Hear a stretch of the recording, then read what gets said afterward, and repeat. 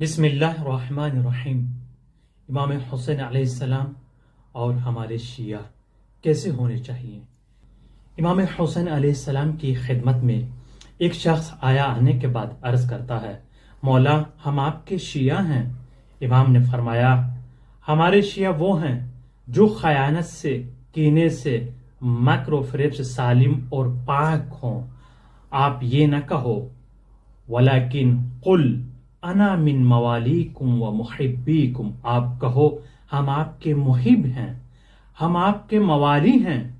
लेकिन शिया हमारे वही हैं जो इन तमाम ऐब से, कीने से, खयानत से, मक्र व फरेब से परहेज करते हों और दूसरों को भी इनकी दावत देते हैं कि आप इन तमाम ऐब से दूर रहे। शिया वही हैं। आप इस वीडियो को शेयर करें, सब्सक्राइब करना ना भूलिएगा।